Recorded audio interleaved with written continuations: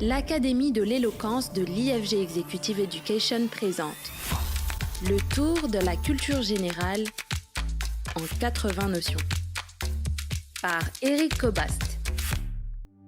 Saison 4, la vie politique. Alors à quel moment situer l'invention de l'État ? Sous le règne de Louis XI, de François Ier, de Louis XIV ? Le débat en soi n'aurait guère d'intérêt s'il ne révélait aussi le rôle du pouvoir royal dans l'entreprise. De fait, l'État apparaît dans le passage de la féodalité à la monarchie. Le pouvoir royal, en s'affirmant dans le Moyen-Âge, finissant, découvre la réalité d'une société éclatée en une multitude de vassalités, une pluralité d'ordres et de corporations, une diversité de provinces. Le monarque français va s'efforcer d'unifier autour de sa personne ces différents éléments éparpillés. Et pour ce faire, il va inventer l'administration du royaume. L'exemple même de cette volonté se trouve dans l'édit de Villers-Cotterêts, en 1539, par lequel François Ier fait du français la langue officielle du royaume, imposant que tous les actes soient désormais rédigés dans une même langue, je cite, pour pourvoir au soulagement de ses sujets. L'État naît donc d'un souci d'unifier. Il est par définition centralisateur et organisateur. À noter que la nécessité de cette unité se fait sentir dans l'évolution politique et territoriale de la France.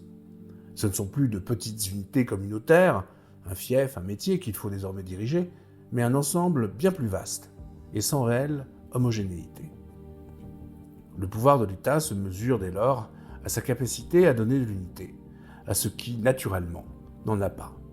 Cela passe sans doute par une violence faite aux cohésions préexistantes, perçues comme des obstacles. Cela réclame donc un instrument de coercition et de contrôle.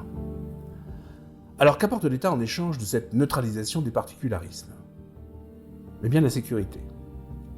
Le philosophe Thomas Hobbes, confronté en Angleterre au désordre de la guerre civile, se fait ainsi le premier véritable théoricien de l'État moderne, dans Léviathan, en 1651. L'État y est pensé comme l'artifice rationnel et nécessaire, qui assure l'humanité contre la certitude et non le risque de la mort violente dans la nature. L'État se porte garant, en quelque sorte, de la sécurité des personnes. Et cette garantie passe par le transfert de la violence individuelle vers cette structure qu'est l'État, désormais seul détenteur de la violence légitime.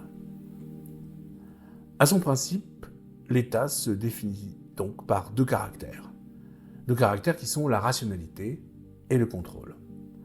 Alors cette rationalité de l'État, elle va être soulignée assez lourdement par le philosophe allemand du début du XIXe siècle, Hegel, pour qui l'État apparaît comme la finalité même du développement social. L'État, selon lui, concilie en effet la solidarité de la communauté familiale et la liberté revendiquée par la société du marché. L'État est donc un aboutissement et il assure le triomphe de la raison. Ce faisant, Hegel minimise le contrôle pris à verser pour la sécurité. Or, c'est pourtant sur cette dimension de l'État que va prospérer la critique marxiste. La conception hegelienne de l'État, dit Marx, est idéaliste et prend la question à l'envers. L'État, avec son armée de soldats et de bureaucrates, n'est pas une fin en soi, mais un moyen efficace de domination. Au service de la classe dominante, il donne à celle-ci les moyens du contrôle de la société. Beaucoup plus tard, Gilles Deleuze, Michel Foucault vont explorer le mécanisme de ce contrôle de la société par l'État. L'invention de la conscription, mais aussi de l'administration pénitentiaire, puis de l'école, vont permettre, selon les deux philosophes français, un quadrillage efficace de la société et une surveillance discrète des individus. L'histoire de l'État serait alors l'histoire du perfectionnement des techniques de contrôle.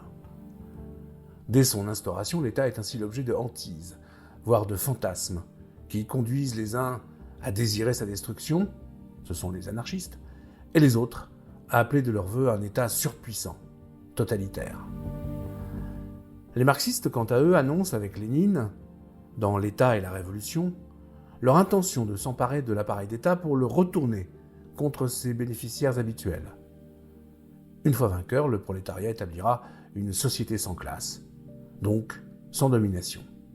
L'État sera inutile et finira par dépérir.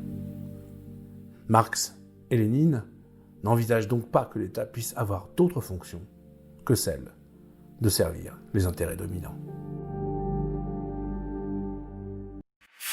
C'était le tour de la culture générale en 80 notions par Éric Cobast, un podcast proposé par l'Académie de l'éloquence de l'IFG Executive Education.